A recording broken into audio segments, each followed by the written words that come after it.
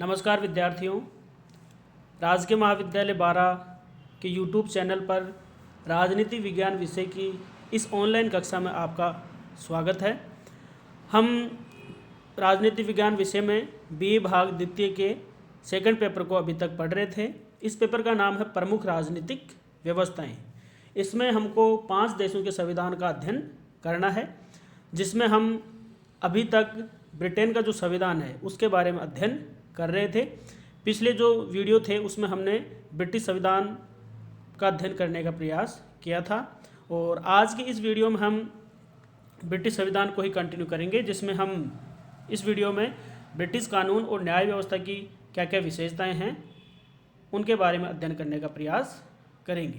तो जैसा कि आप इस स्क्रीन पर देख पा रहे हो, ब्रिटिश कानून और न्याय व्यवस्था की 10 जो विशेषताएं हैं उनके बारे में हम विस्तृत रूप से इसमें अध्ययन करेंगे।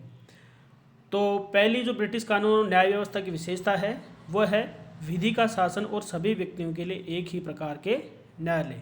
यानी ब्रिटेन में विधि का शासन है और सभी व्यक्तियों के लिए वहाँ पर एक ही प्रकार के न्यायालय उपलब्ध हैं, क्योंकि वहाँ पर व्यक्तियों में सामाजिक, आर्थिक या अन्य आधारों पर विभेद नहीं किया जाता।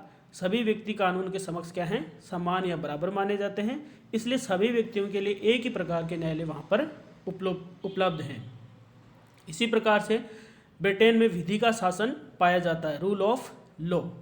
तो विधि के शासन के बारे में हम विस्तृत अध्ययन पिछले वीडियो में हम कर चुके हैं, उसको देखा जा सकता है वहाँ पर। दूसरी ब्रिटिश कानून और न्याय व्यवस्था की जो विशेषता है वह है कानून का असंहिताबद्ध रूप। यानी ब्रिटेन में संविधान की ही भांति विधि यानी लॉ का अधिकांश भाग है उसका भी क्या है, विकास हुआ है, निर्माण नहीं हुआ है। यानी जिस प्रकार से वहाँ पर संविधान का विकास हुआ है उसी प्रकार से कानूनों का भी वहाँ पर क्या है, विकास हुआ है। इसी कारण ब्रिटिश कानून का अधिकांश भाग है वो क्या है, असंहिताबद्ध है, यानी कोडिफाइड नहीं है। जबकि भारत और अमेरिका की हम बात करें तो वहाँ पर कानून क्या है, संहिताबद्ध है, कोडिफाइड है। ब्रिटिश कानून का अधिकांश भाग उस रूप में है जिसे हम सामान्य कानून यानी कॉमन लॉ कहते हैं, और इसे न्यायालयों के अनेक निर्णयों में भी देखा जा सकता है। अगर औचित्य की हम बात करें तो न्यायाधीशों द्वारा दिए गए निर्णय भी असंहिताबद्ध कानून का ही एक बड़ा भाग है। लेकिन इसका मतलब ये नहीं है कि ब्रिटेन के जो सारे के सारे कानून हैं वो असंहिताबद्ध ही हैं। वर्तमान समय में संसद का कार्यक्षेत्र वहाँ पर बहुत ज़्यादा बढ़ गया है, इसलिए संसदीय कानून और प्रदत्त व्यवस्थापन यानी डेलीगेट लेजिस्लेशन के द्वारा जो कानून बने हैं वो सारे के सारे क्या हैं, संहिताबद्ध हैं। हाँ, ये ज़रूर कहा जा सकता है कि कानून का जो अधिकांश भाग है वो क्या है, असंहिताबद्ध है। तीसरी ब्रिटिश कानून और न्याय व्यवस्था की विशेषता है वह है दीवानी व फौजदारी कानून में अंतर। तो दीवानी कानून सिविल लॉ होता है और फौजदारी क्रिमिनल लॉ होता है। दीवानी जो कानून है उसमें नागरिकों के जो सामान्य विवाद आते हैं, जबकि फौजदारी में आपराधिक जो कार्य हैं वो आते हैं। तो ब्रिटेन में दीवानी और फौजदारी दोनों कानूनों में क्या है, अंतर पाया जाता है। दीवानी और फौजदारी कानून और उनसे संबंधित जो न्यायिक प्रक्रिया उसमें भी वहाँ पर क्या है, अंतर पाया जाता है। क्योंकि दीवानी कानून का संबंध जहाँ समाज के सदस्यों, व्यक्तियों के अधिकार, कर्तव्य और उनके दायित्वों से संबंधित जो विवाद हैं उनसे होता है, और इसके अंतर्गत व्यक्तियों के द्वारा स्वयं ही अभियोग चलाए जाते हैं, राज्य के द्वारा अभियोग नहीं चलाए जाते। जबकि जो फौजदारी कानून क्रिमिनल लॉ है उनका संबंध पूरे समाज या राज्य के विरुद्ध किए गए अपराधों से होता है, और फौजदारी कानून के अंतर्गत अभियोग का संचालन है वो राज्य की ओर से किया जाता है। लेकिन यहाँ पर यह बात ध्यान देने योग्य है कि दीवानी और फौजदारी कानून की ये जो विभाजन रेखा है वो सूक्ष्म है, क्योंकि अनेक ऐसे विवाद भी होते हैं जिनका एक पक्ष दीवानी तो दूसरा पक्ष फौजदारी कानून से संबंधित होता है। तो दीवानी और फौजदारी कानूनों में जो अंतर है,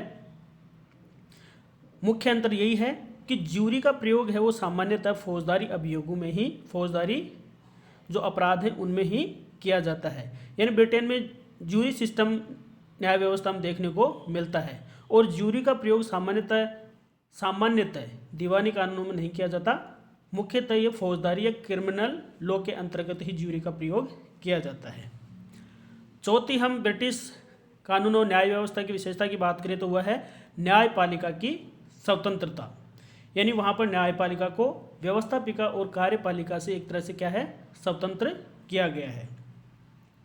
यानी ब्रिटेन में न्यायपालिका को स्वतंत्र और निष्पक्ष बनाए रखने का पूरा प्रयत्न किया गया है और इस संबंध में वहाँ पर अनेक व्यवस्थाएं की गई हैं। जैसे न्यायाधीशों की नियुक्ति है वो राजमुकुट द्वारा लॉर्ड चांसलर या प्रधानमंत्री की सिफारिश पर ही की जाती है और न्यायाधीशों की जो छटनी है या नियुक्ति है वो अनुभवी जो बैरिस्टर हैं उनमें से की जाती है और उनकी नियुक्ति सदाचार काल तक के लिए होती है और सम्राट के द्वारा उन्हें उसी स्थिति में हटाया जा सकता है कब, जब संसद के दोनों सदन इस उद्देश्य से सम्राट की सेवा में संबोधन प्रस्तुत करें।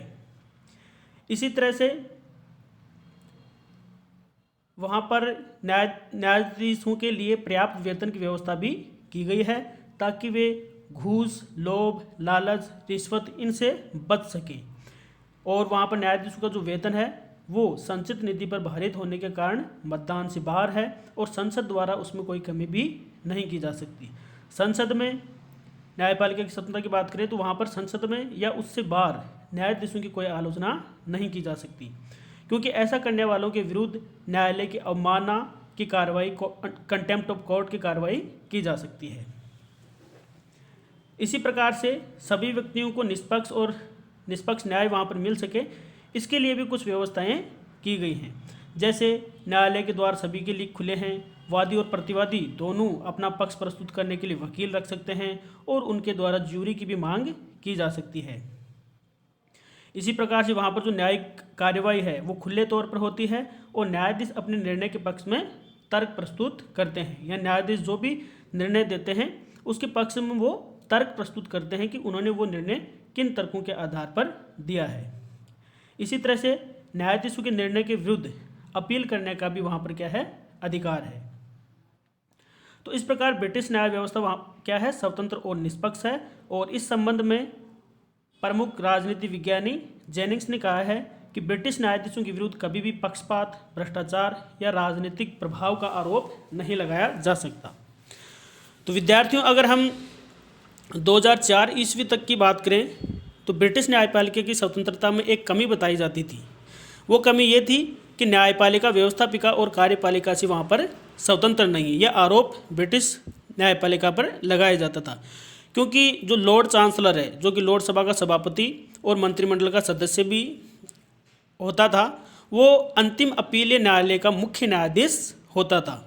तो इसलिए यह आरोप लगाया जाता था कि ब्रिटिश न्यायपालिका व्यवस्थापिका और कार्यपालिका से क्या है, स्वतंत्र नहीं है।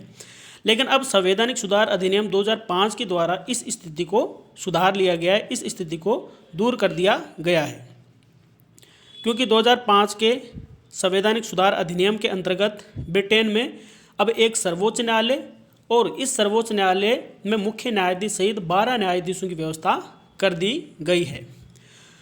यह सर्वोच्च न्यायालय और न्यायाधीश व्यवस्थापिका और कार्यपालिका के हस्तक्षेप से एक तरह से पूर्णतः मुक्त रहते हुए अपने न्यायिक कार्यों का क्या करते हैं, संपादन करते हैं।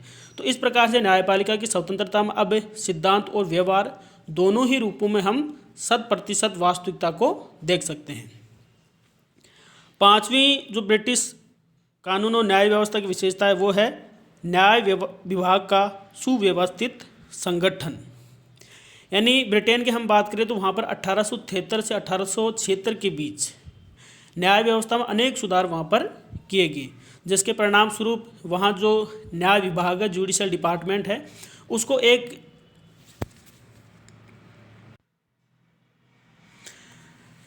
सुव्यवस्थित संगठन का रूप वहाँ पर मिला। और अब संवैधानिक सुधार अधिनियम जो कि 2005 में आया था, इसके द्वारा समूचे न्याय विभाग को पहले की तुलना में और ज़्यादा सुव्यवस्थित संगठन का रूप दे दिया गया है। और वहाँ पर सर्वोच्च न्यायालय के अधीन 5 प्रकार के न्यायालय हैं और ये सभी न्यायालय एक सूत्र में आबद्ध हैं। सर्वोच्च न्यायालय का मुख्य न्यायाधीश इन सभी न्यायालयों को आवश्यक दिशा निर्देश दे सकता है। तो इस तरह से विद्यार्थियों, आज के वीडियो में हमने ब्रिटिश कानून और न्याय व्यवस्था की जो 5 विशेषताएं देखी और नेक्स्ट वीडियो में हम इन नेक्स्ट जो 5 विशेषताएं उनको देखने का प्रयास करेंगे। आज की वीडियो में इतना ही। धन्यवाद।